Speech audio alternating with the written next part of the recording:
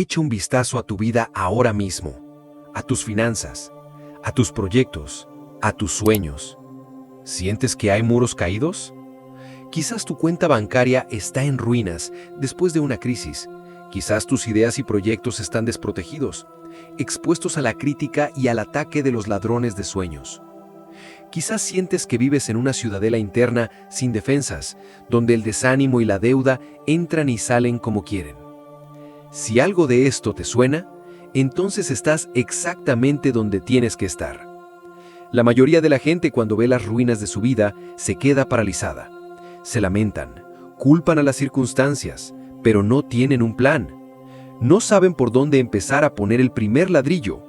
Pero hoy te voy a entregar el plano, el manual de operaciones, la estrategia de gestión de proyectos más poderosa y espiritualmente ungida que jamás se ha escrito.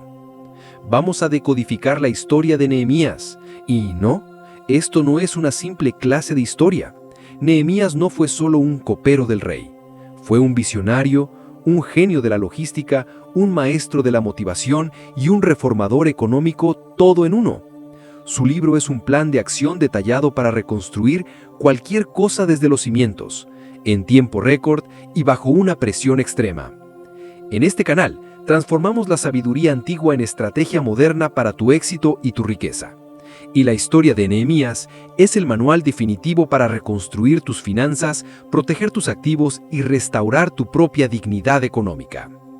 En los próximos minutos, desglosaremos su plan maestro en 4 fases críticas, desde la planificación y la obtención de recursos, pasando por la construcción bajo fuego enemigo, hasta la reforma interna que garantiza que tus nuevos muros no se construyan sobre cimientos podridos.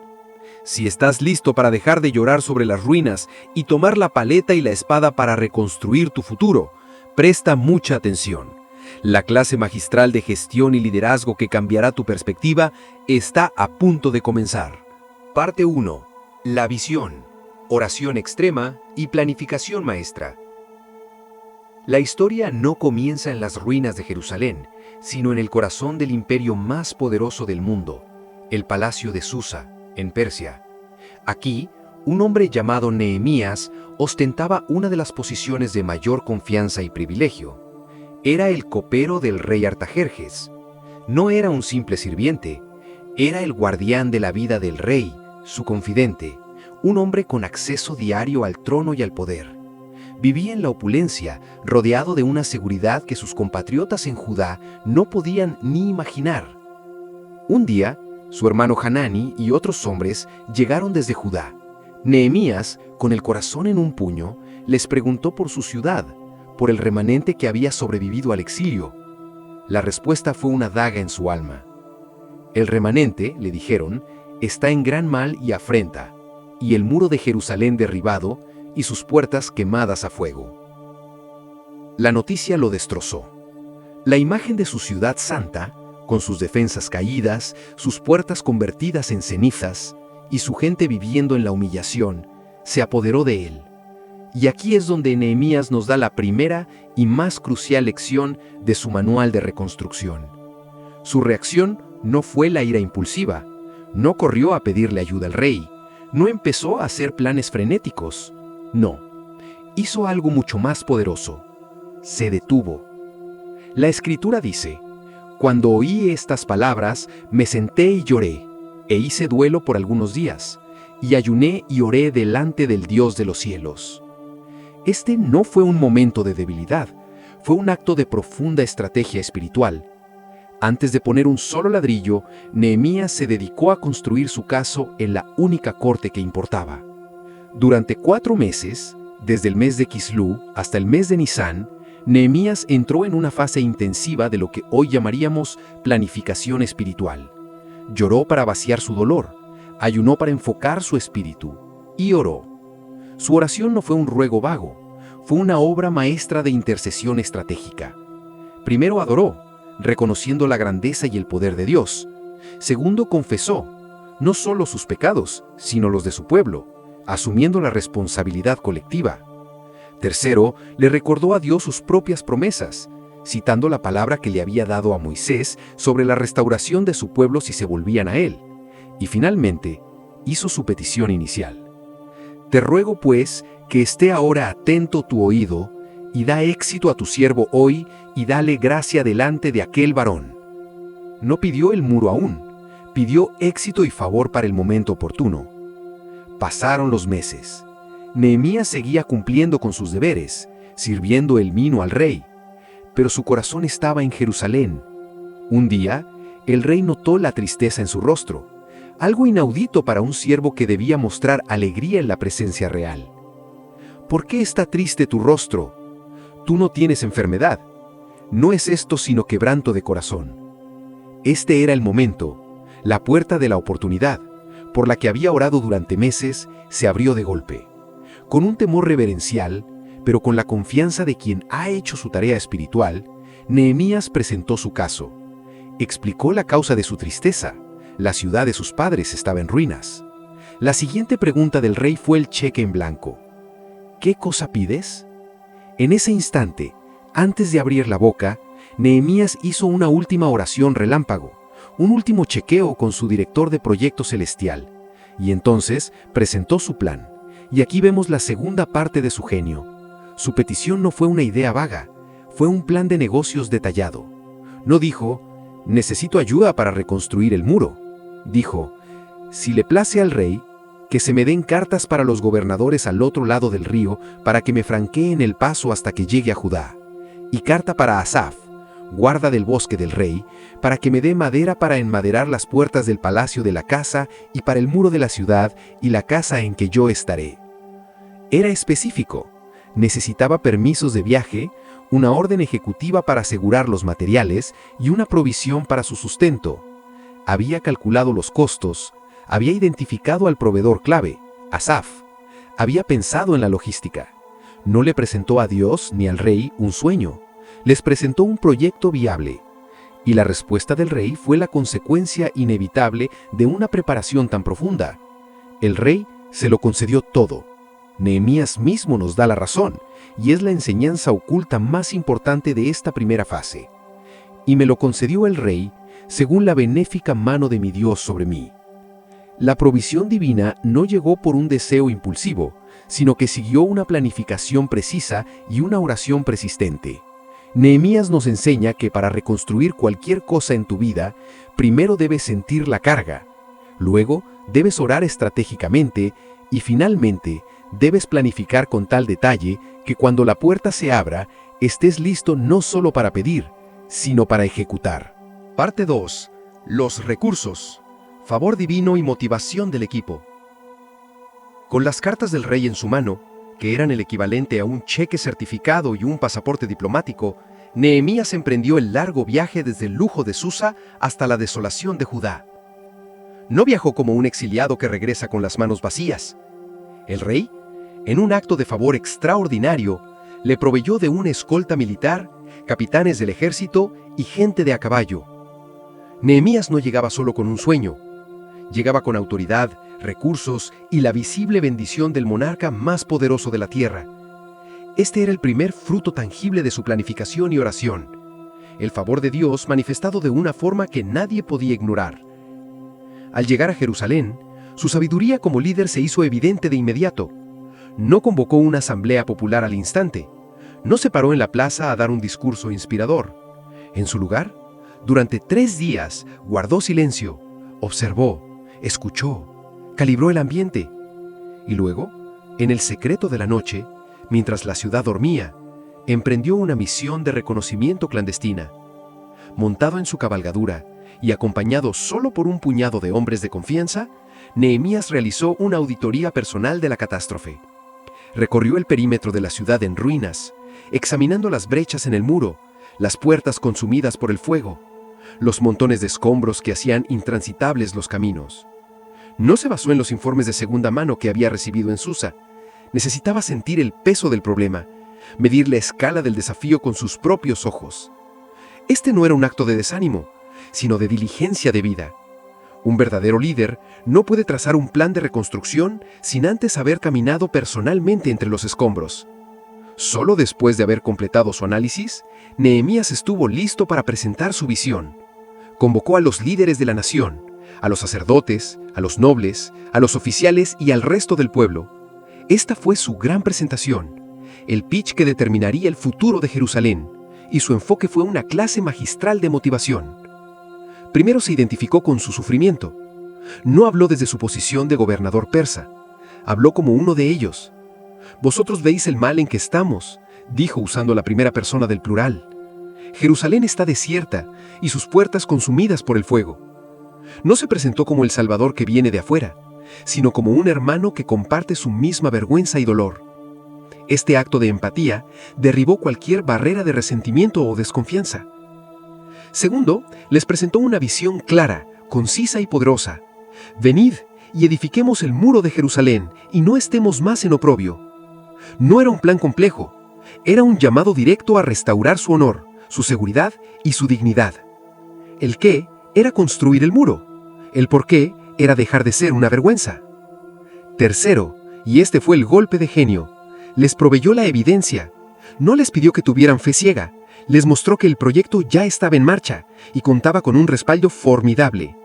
Entonces les declaré, narra Nehemías, cómo la mano de mi Dios había sido buena sobre mí, y asimismo las palabras que el rey me había dicho.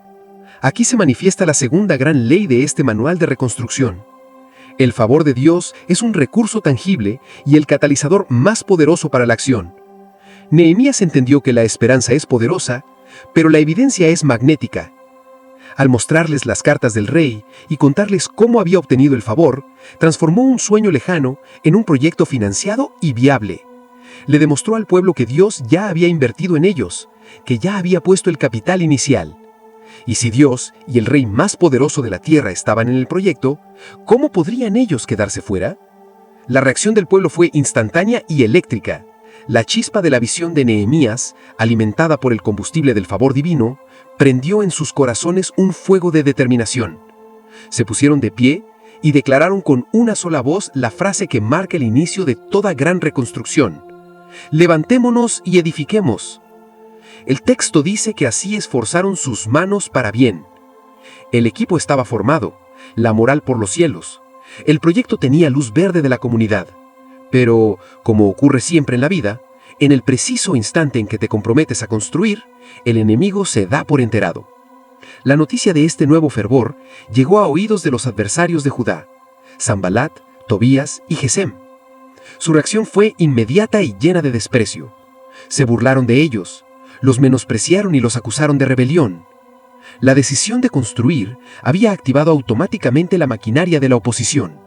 El equipo estaba listo, el plan trazado, pero Nehemías estaba por descubrir que para levantar un muro en un territorio hostil, una herramienta en la mano no es suficiente. Iba a necesitar también una espada. La batalla por el muro acababa de comenzar. Parte 3. La construcción. La espada en una mano, la herramienta en la otra. Con el equipo motivado y la visión clara, el sonido de la reconstrucción finalmente llenó el aire de Jerusalén. El plan de Nehemías fue, una vez más, una genialidad de gestión. Asignó a cada familia una sección del muro para reparar, a menudo la que estaba justo frente a su propia casa. Esto no solo distribuyó el trabajo de manera eficiente, sino que creó un profundo sentido de propiedad y un incentivo personal para construir con excelencia. Estaban defendiendo sus propios hogares, sus propios futuros. El progreso, al principio, fue rápido y lleno de fervor. Pero el sonido de los martillos y las palas fue como una alarma para los enemigos de Judá. Sanbalat y Tobías, al ver que el proyecto era real y avanzaba, pasaron de la sorpresa al ataque. Su primer arma no fue la espada, sino el veneno de la burla. «¿Qué hacen estos débiles judíos?», se mofaba Sanbalat delante de sus aliados. «¿Se les permitirá volver a edificar? ¿Acabarán en un día?».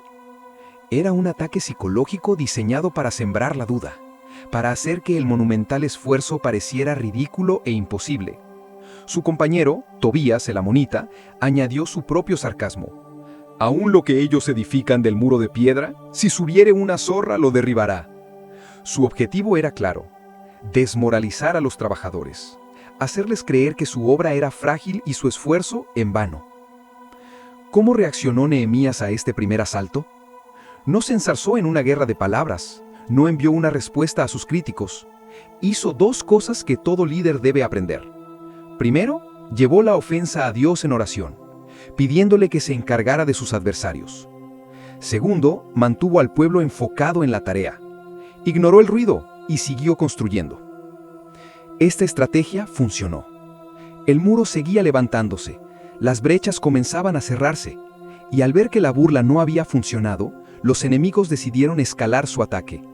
La guerra psicológica se convirtió en una amenaza de violencia física. Sanbalat, Tobías y sus aliados conspiraron para unir sus fuerzas, marchar sobre Jerusalén, atacar a los trabajadores y detener la obra por la fuerza. La noticia de este complot se extendió por el campamento y esta vez el miedo comenzó a hacer mella.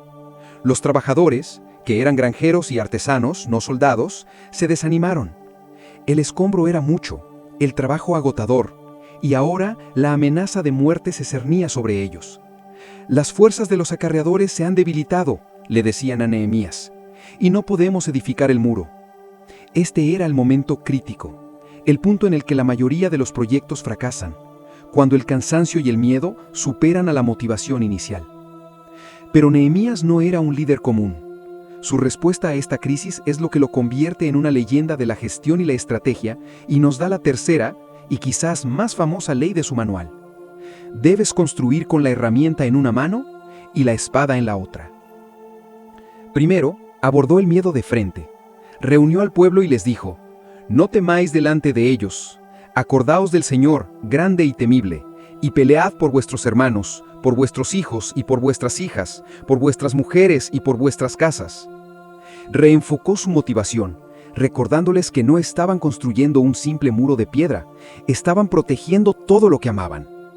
Luego, reorganizó por completo el sitio de construcción, convirtiéndolo en un campamento militarizado. Puso guardias armados en los puntos más vulnerables. Dividió a su fuerza laboral. La mitad trabajaba en la obra, mientras la otra mitad permanecía de pie, vigilando con lanzas, escudos y arcos. Los mismos constructores se volvieron ambidiestros. Los que acarreaban los materiales y los que ponían las piedras, dice la Escritura, con una mano trabajaban en la obra y en la otra tenían la espada. Incluso estableció un sistema de comunicación de emergencia, un trompetista que estaría a su lado día y noche, listo para sonar la alarma y reunir a todos los guerreros en el punto de ataque. Esta es una de las lecciones más poderosas para cualquiera que intente reconstruir su vida financiera o lanzar un proyecto hoy en día. No puedes ser ingenuo. El trabajo, tu negocio, tu carrera, tus inversiones, es la herramienta con la que construyes tu futuro, pero la espada es igualmente esencial. La espada es defender tu tiempo de las distracciones, es proteger tu mente de la negatividad y la duda, es cortar las malas influencias, es establecer presupuestos y límites firmes, es luchar contra la procrastinación.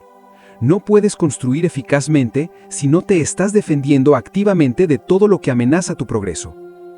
La brillante estrategia de Nehemías funcionó. Cuando los enemigos vieron que los judíos estaban preparados para luchar, que cada trabajador era también un soldado, desistieron de su plan de un ataque frontal.